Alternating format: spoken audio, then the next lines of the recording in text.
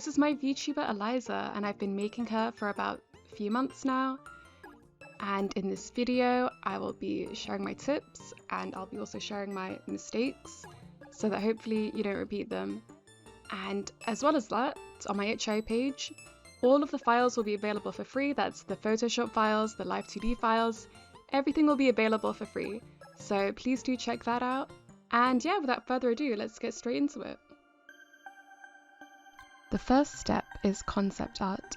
I would not recommend jumping straight into the final design of the VTuber before doing some planning first. For my VTuber Eliza, it started off as a style test actually, for an internship, and once my contract ended, I was like, hey, I want to practice rigging, I want to practice making a VTuber, I really like this design, why not just recreate it for a VTuber? Hopefully the company don't really mind that I did that, I'm sure they don't care. And if you want to see the concept art, then there'll be a link below where you can look at all the concept art and other details I've made. As long as you can draw symmetrically, I know Clip Studio and Paint Tool SAI both have symmetry options, and as long as you can save in a PSD format, because Live 2D only accepts PSD formats. So as long as you can do those two things, it doesn't matter what program you use to draw. One thing I really want to stress is symmetry. Now I'm pretty sure no one else will run into this issue, but for me, so I'll tell you what I did, and hopefully no one will ever have to repeat it ever again. So I created a symmetry box because I had my reference image offset to the side. My VTuber was not symmetrical on the image. It was offset to make room, to make space for my reference image. And so what this did was, I was like, okay, I'll just make a symmetry box and that should be fine. However, it wasn't fine because when I moved my images to different laptops, the symmetry box wouldn't save. And I ended up having to redraw a lot of things and remove a lot of things, and it was just unnecessarily wasting time that shouldn't have happened in the first place. So don't do what I did, just have your reference image in a different file, different tab, just don't have it on the same image. It's unnecessary, you don't need to do that. Just have your VTuber drawing exactly symmetrical so you won't run into that issue. Like I said, it's a pretty small thing, but it can really mess you up. So just be aware of that. There are lots of different guides you can reference. I'll leave a link below to mine if you want to pick it apart, if you want to look at it, use it as reference, feel free. And I'll also leave a link to the one that I used when I first started drawing. So yeah, that'll be down below. And as for layers, you're going to have lots and lots of layers. So make sure everything is named, otherwise you'll get very confused down the line. And also remember that Live 2D uses the models right and the models left, not our right and left. So you'll want to name that accordingly. And if you would rather not do that, just make sure you're consistent at least. So everything that's named right is either the models right or your right. Everything that's named left is either the models left or your left. Although I would recommend just making everything the models left and right, because that's what Live 2D uses.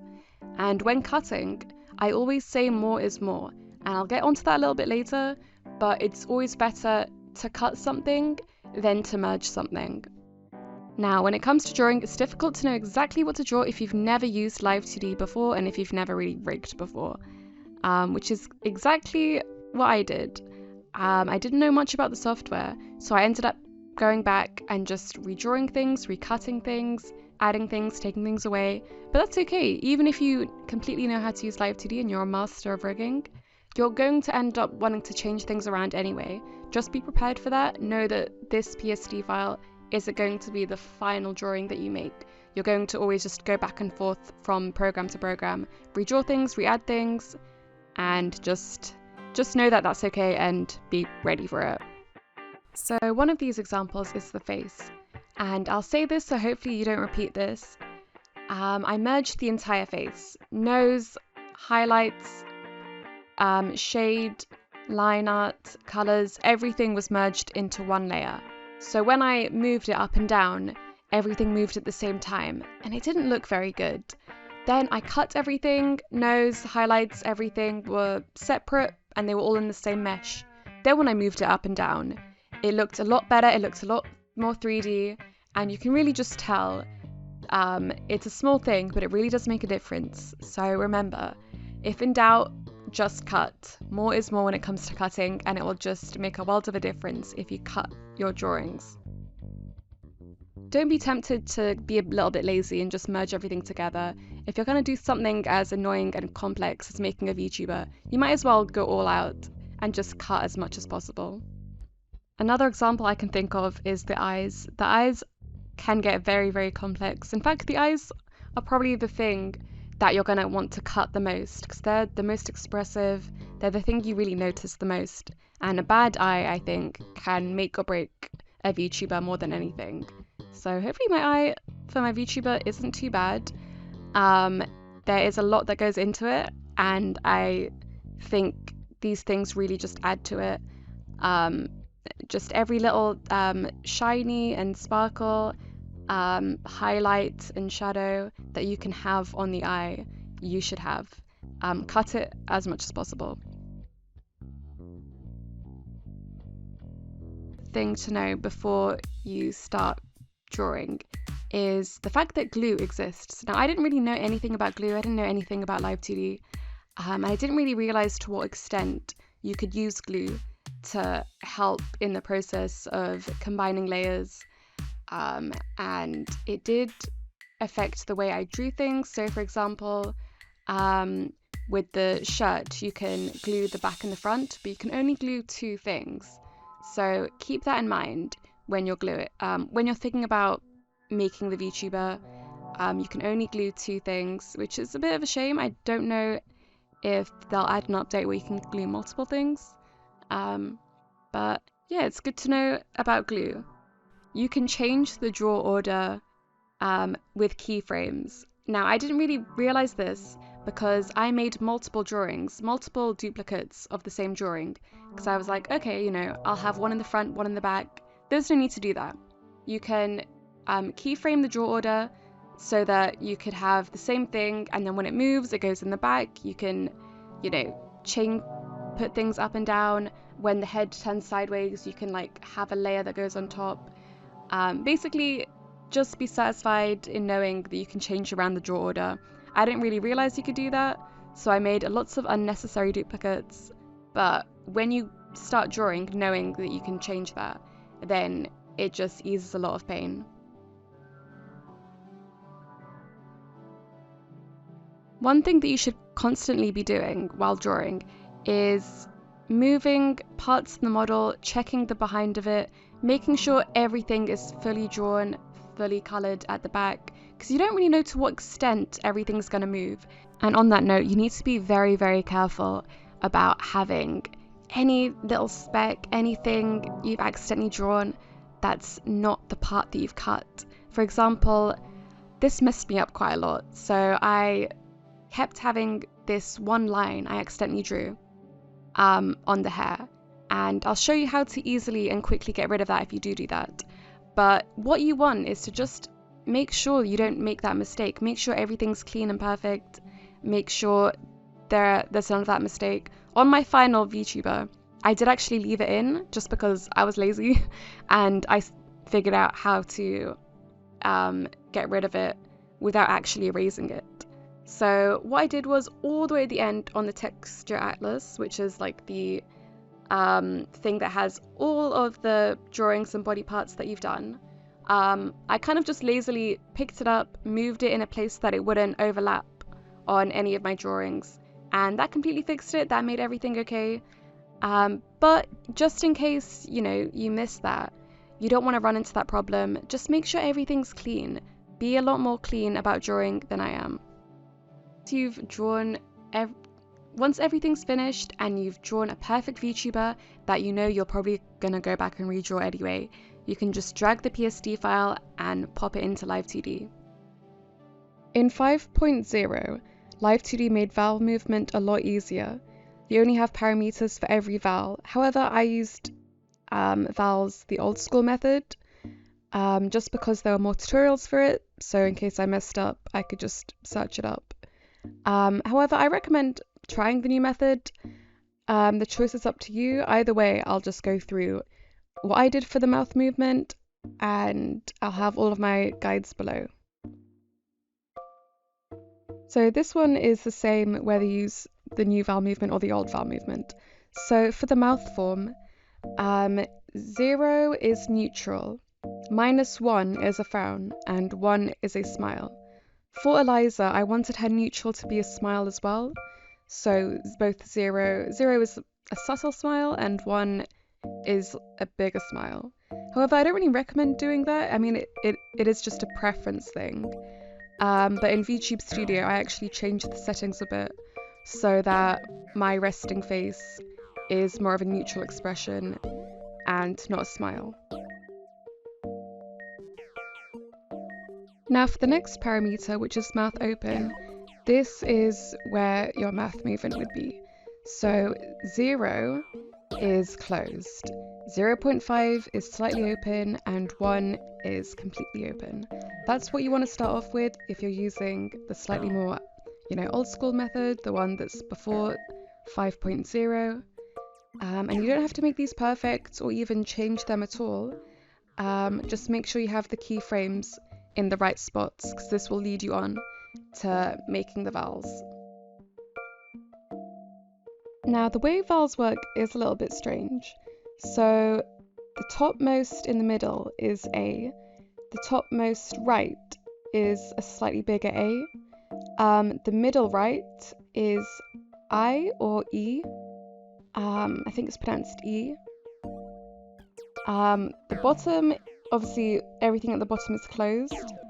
The middle is E.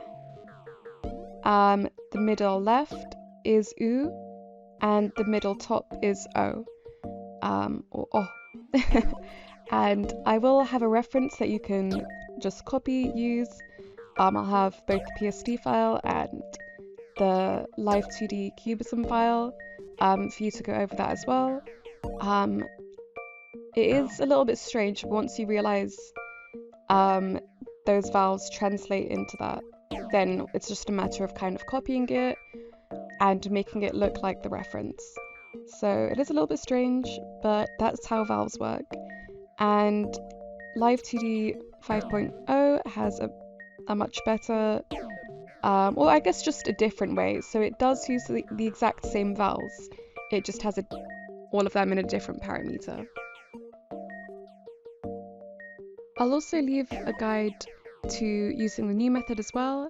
And if you are, copying either the vowels I have or someone else's vowels, just make sure to not copy them exactly. Obviously, it's up to you, I guess.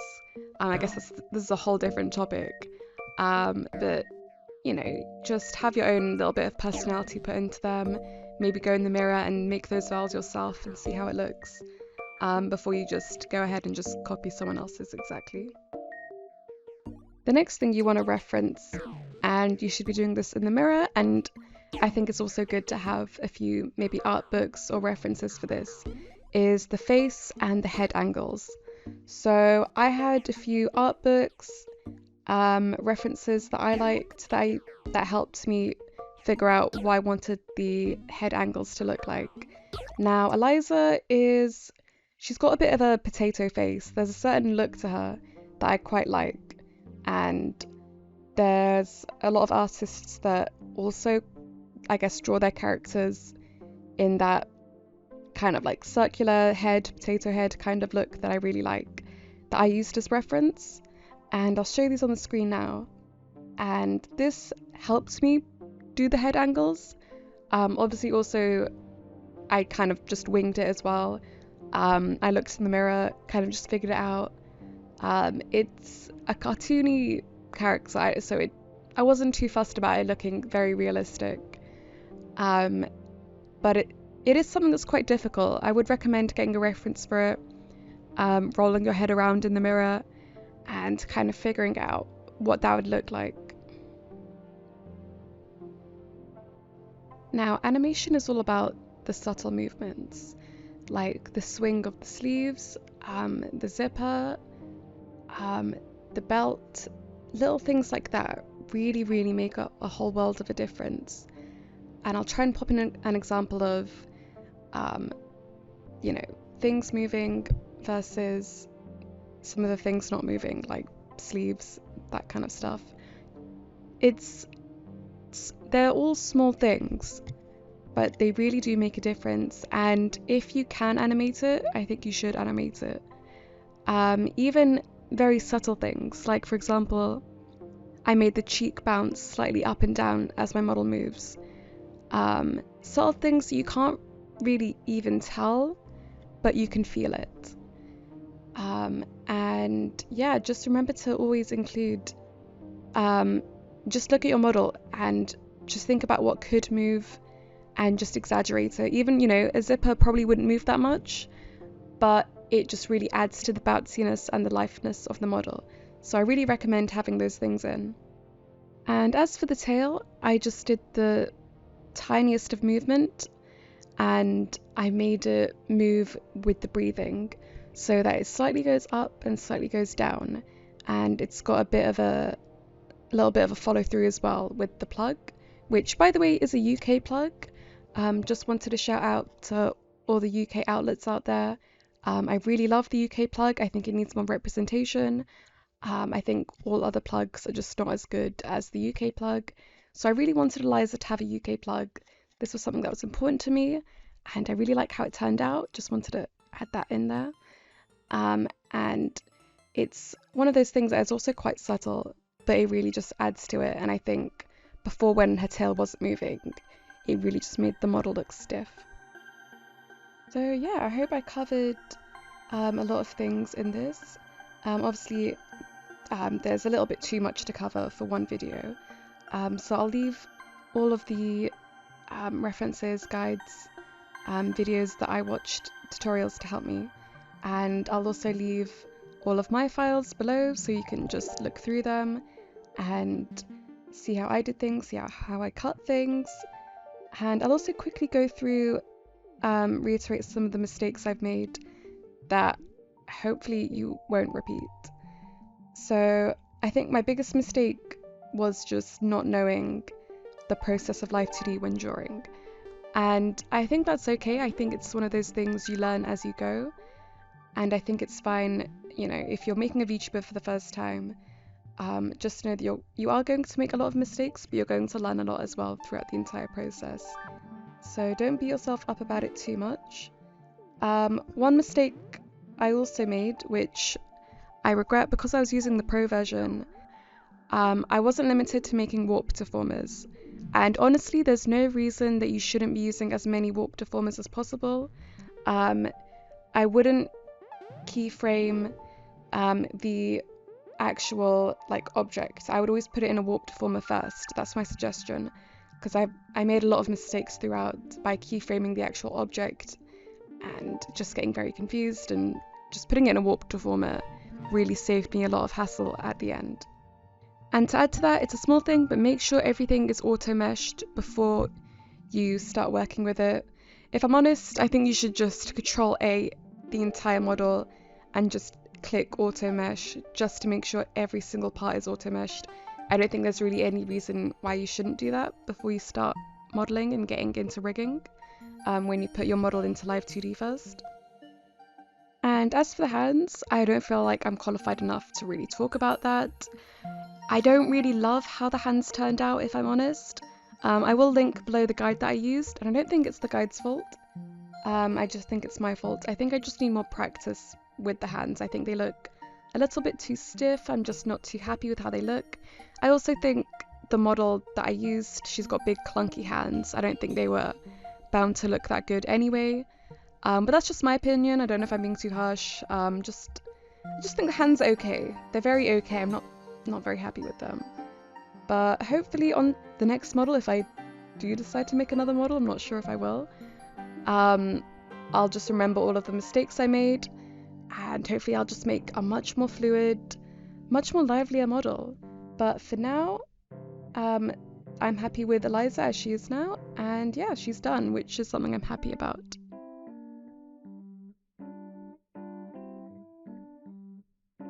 So one last thing I feel like I ought to mention is the lip sync. Now I think you can tell that the lip sync is not perfect, and I think this is something on VTube Studio's end which I think if I fiddle around with it a little bit more, then it should probably work. If you are interested in what software is the best, I always hear VBridger plus an iPhone is the best. I don't have either of those though, so I'll probably continue to use VTube Studio. And yeah, if you have any thoughts or questions, please let me know. And if you are making a VTuber, best of luck. And yeah, have a good one.